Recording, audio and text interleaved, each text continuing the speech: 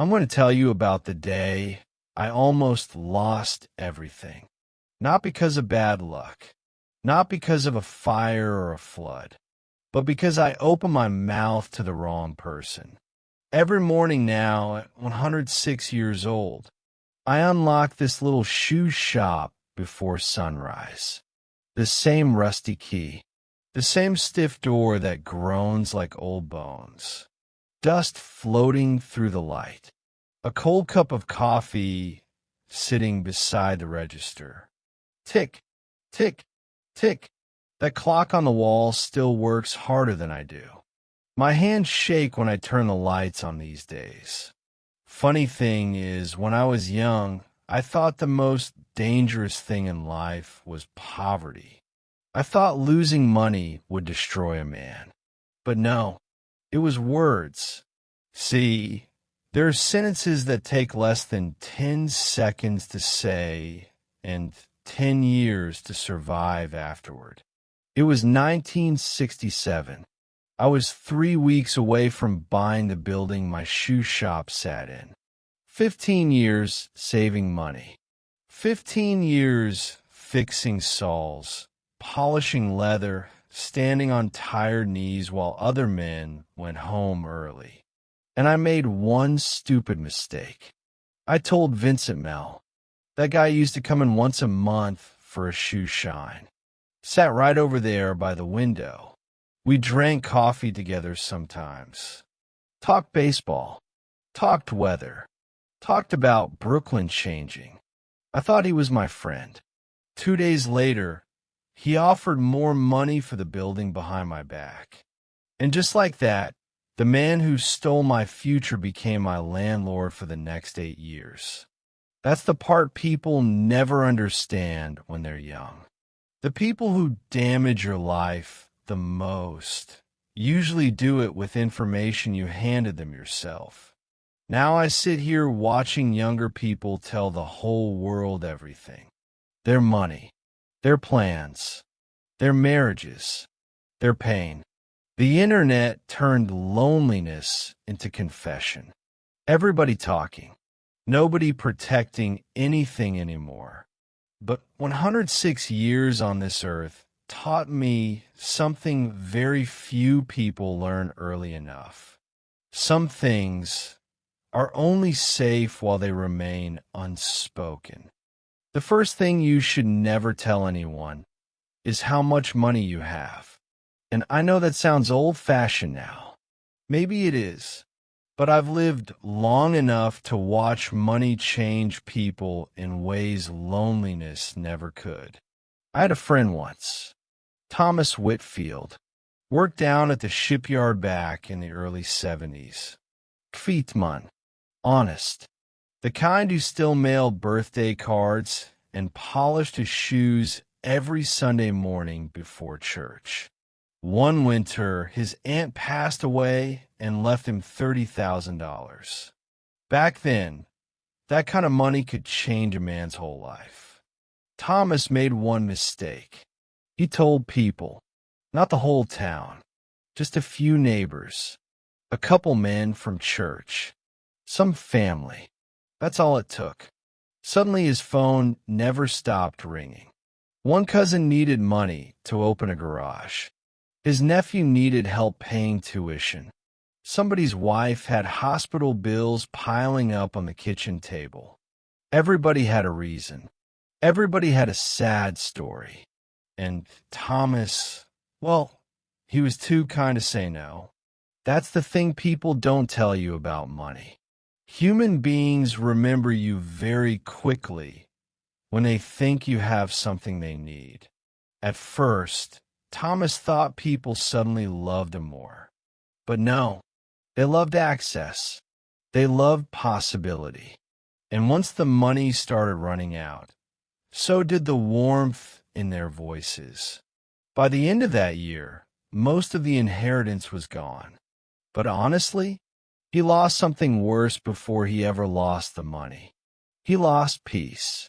I watched that happen slowly, painfully slowly. Thomas stopped lingering after church service, stopped laughing during coffee hour, He used to do the Saturday crossword every weekend at the diner on Myrtle Avenue.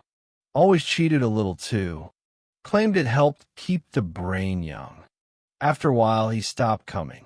Some evenings I'd pass by his apartment and see him asleep in front of the television. Lights still on, dinner untouched beside him. Other mornings he'd walk out to the mailbox so slowly, like he was carrying something heavy nobody else could see. He used to smile a lot. After that, not really anymore. Because when people know you have money, they stop looking at you like a person. They start looking at you like an opportunity. And the worst part? Money doesn't actually change people. It just gives them permission to stop pretending. Funny thing is, men from my generation understood that. Back then, you didn't talk about your salary, didn't brag about savings, didn't sit around telling strangers what was in your bank account. That was private, same as marriage trouble, same as grief. Now, people tell the internet everything. Their income, their investments, their divorces, their pain. And somehow, the more people share, the lonelier they seem to become. Maybe because some people don't actually care how you're doing. They just want to know whether you have more than they do. The second thing I learned to keep quiet was my dreams, especially the fragile ones. See, when you get old and fall in love again, people don't react the way you think they will. They smile too hard, joke too loudly, look at you like you're a child pretending to be young again. That's how it was with Gloria. I met her when I was already an old man. Two lonely people buying peaches at the same corner market every Thursday afternoon. She cheated at cards. Smiled every time she got caught, too. Used to hide little sugar packets inside her purse like she was stealing treasure from diners. And God, I loved her, but I didn't tell people right away. Didn't tell my neighbors. Didn't tell my son. Didn't even tell the men at the barber shop who knew every detail about everybody's life before sunset. I kept the engagement ring hidden inside an old medicine box for nearly 2 months. Not because I was ashamed, because old people learn something painful. People laugh at elderly love very easily. They call it loneliness, desperation, confusion, like the heart suddenly expires after a certain age. So Gloria and I protected it quietly. Late night tea in her kitchen, slow walks after dinner, small ordinary moments nobody else got to touch. And maybe that's why it survived, because some dreams die simply for being seen too early. Funny thing is, I had to grow old to understand that. When I was younger, I talked too much about every plan I ever had. I was always announcing some new future. Opening a restaurant, buying a delivery truck, moving down to Florida where my cousin claimed, your bones stop hurting. I talked about those dreams constantly. None of them happened. And looking back now, I think I understand why. Maybe I enjoyed sounding ambitious more than actually suffering through the work. Hard thing to admit at my age. But it's true. Talking about dreams gives the mind a strange little reward. People nod. They admire you. They say things like, good for you. You deserve it. And for a moment, it almost feels like the dream already happened. Then the hunger disappears. The work disappears. That's the dangerous part. Sometimes talking about a dream tricks you into feeling like you already lived it. But Gloria, that was different. For the first time in my life, I kept something precious hidden from the noise of the world. No opinions, no warnings, no jealous little comments disguised as concern. Just two old people sitting quietly at a kitchen table while the tea went cold between them. And I think love survived precisely because nobody else got to handle it. Funny, isn't it? When you're young, silence feels lonely. When you're old, silence starts feeling like protection. Because not everything beautiful needs to be announced. And that brings me to something even more dangerous than dreams. Fear. Because dreams can disappoint you. But fear can be used against you. I had a friend named Mario Bianca. Worked in an insurance office downtown. Smart man. Sharp dresser. Knew numbers better than anybody in the building. But Mario had one weakness he tried his whole life to hide. He was terrified of speaking in public. I mean, truly terrified. I saw it myself once during a company meeting. His hands shook holding the paper. Sweat soaked through the collar of his shirt. Those awful fluorescent office lights buzzing overhead while he stood there trying to get words out of his mouth. Poor guy looked like he was drowning in air. One afternoon, he made the mistake of telling a coworker about it. Thought he was opening up. Thought vulnerability created trust. A year later, Mario was up for promotion. And somehow, the hiring committee already knew about his problem. That promotion went to somebody else. The cruelest part wasn't even losing the job. It was realizing somebody had turned his fear into office entertainment. That's the thing people learn too late. Not everybody listening to you is standing beside you. I wish I had understood that younger. Back then, I talked too much too. Sat outside my shoe shop smoking cigarettes and telling strangers my whole life story like we'd known each other for 20 years. Funny thing about lonely men, they talk fast when someone finally pays attention to them. I used to believe honesty automatically created connection. Thought if you showed people your scars, they'd handle them gently. Youth believes sincerity will be protected. Old age knows better. Some people hear vulnerability and feel compassion. Others hear opportunity. And loneliness. Well, loneliness makes human beings reveal themselves too quickly. That's the dangerous part. When you've been unseen too long, even basic attention starts feeling like intimacy. So you talk, and hand pieces of yourself to people who never earned access to them. After enough betrayals, I started changing, talking less, listening more, keeping things inside. People mistook that for bitterness sometimes. Thought I'd become cold. But no, I was tired. Tired of watching private pain become public conversation. Tired of hearing my own words return to me through somebody else's mouth. You know, there are old people who barely speak anymore. Sit quietly at family dinners. Nod more than they talk. Everybody assumes they have nothing left to say. Most of the time, that isn't true at all. They're silent because they learned the hard way that telling the wrong person your story can hurt worse than keeping it inside. After enough years of losing things, people, trust, parts of myself, I stopped trying to build a big life. And somewhere after 70, I started building a small one instead. That's when I began gardening. Nothing fancy, just tomatoes mostly, a few herbs, little flowers Gloria liked before she passed. I fixed a broken fence behind the house one slow board at a time.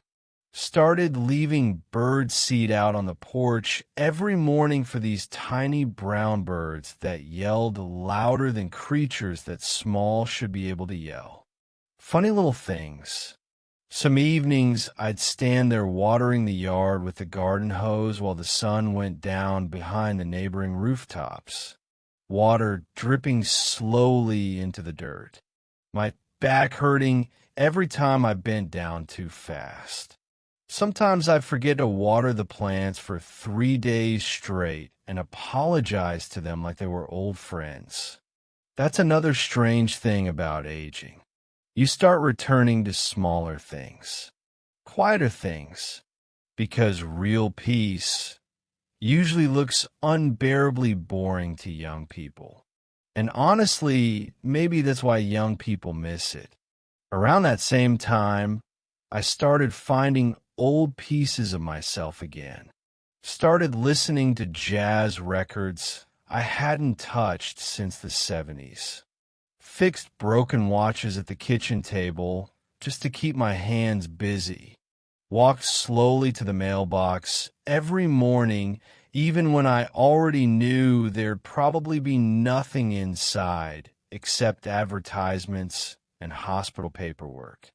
Some nights I'd fall asleep in front of the television with the volume too loud and wake up confused at 2 in the morning while some old black and white movie flickered across the walls. And weirdly enough, I think I was happier then than during most of my successful years. Sounds ridiculous saying that out loud, doesn't it?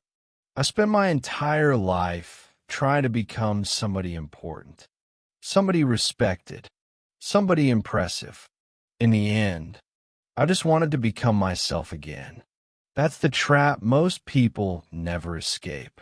They spend half their life building an image, and the second half try to crawl back out of it.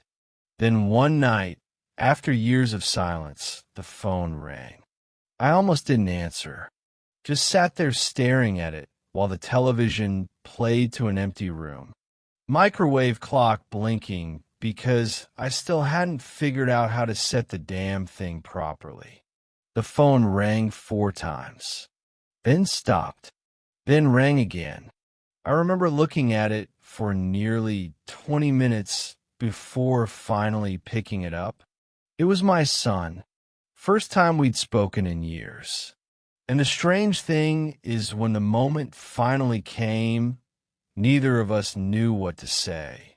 Just breathing, awkward silence, small questions that meant bigger things underneath. How have you been? You eating okay? That weather's still bad over there. That's how men apologize sometimes. Not directly, sideways, carefully, like wounded animals try not to scare each other away. And sitting there listening to my own son breathe through that phone line, I realized something that still hurts me to admit. Some relationships do not die because of one terrible moment. They die slowly, quietly, through thousands of missed phone calls, thousands of moments where pride mattered more than love. I used to believe strength meant saying exactly what you felt, speaking your mind, never holding anything back. But old age changes your understanding of strength, because many families survive specifically because certain words were never spoken. And after that phone call, silence stopped frightening me so much. I started drinking tea alone out on the porch at night, listening to the wind move through the trees, listening to distant dogs bark somewhere across the neighborhood, listening to my own breathing without trying to drown it out anymore. Loneliness slowly became something softer. Not happiness exactly, but peace maybe, because silence is not always loneliness. Sometimes it's the first moment in your life where you finally stop fighting everything. And these days, when evening comes, I close the shoe shop slowly. No rush anymore. The streets get quiet after sunset now. Storefront lights shutting off one by one. Street lamps reflecting against the glass windows while the city fades into that soft kind of loneliness only old neighborhoods understand. I lock the front door with both hands because my fingers don't work like they used to. Then I stand there for a moment, listening to the silence settle over everything. Funny thing about getting older, you stop wanting to explain yourself. When you're young, being misunderstood feels unbearable. You argue, defend yourself, try desperately to make people see your intentions. Old people don't fear misunderstanding the same way. Mostly, we're just tired of explaining, tired of repeating the same truths to people determined not to hear them anyway. And standing there outside that little shop, looking at my reflection in the dark glass, I think about all the words I've spoken in this lifetime. Millions probably. Conversations over coffee. Arguments that lasted too long. Apologies that came too late. Confessions I should have kept inside my chest. And the strange part is most words disappear, but a few don't. A few sentences survive for decades, sharp as broken glass. A few words destroy marriages. A few words end friendships. A few words create silence that lasts the rest of a lifetime. Some nights, I still lie awake thinking about things I should never have said. Not cruel things necessarily, just unnecessary things. Truths handed to people who had no business holding them. That's what aging slowly teaches you. Youth believes freedom means saying everything, speaking constantly, revealing yourself completely to the world. Old age understands something quieter. Peace sometimes begins the moment you stop giving every part of yourself away. And maybe that sounds sad. Maybe it is. But there's honesty in it too. Because life has taught me there are doors that do not slam shut all at once. They close slowly. Conversation by conversation. Phone call by phone call. Sentence by sentence. Until one day you realize someone is gone from your life forever, and you can't even remember exactly which words pushed them away. Tonight, I'll go back to my apartment like always. Sit alone in that dim kitchen with a ticking clock above the stove. Same old leather shoes beside the front door. Same cold air moving through the hallway after midnight. And honestly, the silence doesn't scare me anymore. I think what scares me now is how much damage human beings can do trying to fill it. Because there are doors in life that only need one sentence to close forever. So, if life has ever taught you something painful about silence, tell me your story in the comments below. And if you're still awake tonight carrying old memories that never quite left you, stay a little longer with reflections on aging.